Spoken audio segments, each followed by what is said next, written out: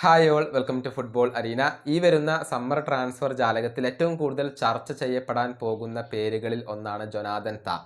നമുക്കറിയാം, buyer ലെവർക്യൂസന്റെ centre back പൊസിഷനിലാണ് Jonathan കളിക്കുന്നത്. മാത്രമല്ല, ജർമ്മനിയുടെ ദേശീയ ടീമിലെ സ്ഥിര സാന്നിധ്യമാണ് ഇപ്പോൾ ജൊനാഥൻ.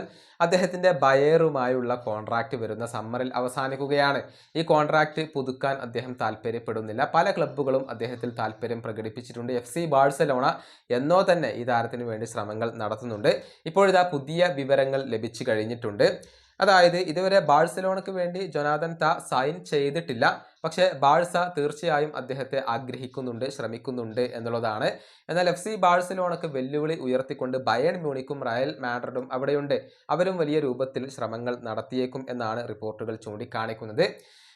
ബയർ ലെവർക്യൂസന്റെ പരിശീലകനായ സാബി അലോൺസോ ഇപ്പോൾ റയലിലേക്ക് എത്തുകയാണ്. അത് ബാഴ്സക്ക് തിരിച്ചടി ഏൽപ്പിക്കുന്ന ഒരു കാര്യമാണ്. കാരണം സാബി അലോൺസോ ജൊനാഥൻ തായെ ഇപ്പോൾ റയലിലേക്ക് കൊണ്ടുവരാൻ ആഗ്രഹിക്കുന്നു എന്നുകൂടി സ്പാനിഷ് മാധ്യമങ്ങൾ കണ്ടെത്തിയിട്ടുണ്ട്. അങ്ങനെയാണ് എന്നുണ്ടെങ്കിൽ ജൊനാഥൻ റയലിലേക്ക് പോകാനുള്ള ഒരു സാധ്യത അവിടെ അവശേഷിക്കുന്നുണ്ട്. സാബിക്ക് അദ്ദേഹത്തെ കൺവിൻസ് ചെയ്യാനുള്ള ഒരു സാധ്യത അവിടെയുണ്ട് എന്നുള്ളതാണ്. ചുരുക്കത്തിൽ ഏത് ക്ലബിലേക്ക് ജൊനാഥൻ പോകും എന്നുള്ളത് വ്യക്തമല്ല. ഒരു കടുത്ത പോരാട്ടം തന്നെ ഈ താരത്തിന് വേണ്ടി വരുന്ന സമ്മറിൽ നടക്കും എന്നാണ് ഇപ്പോൾ പ്രതീക്ഷിക്കപ്പെടുന്നത്.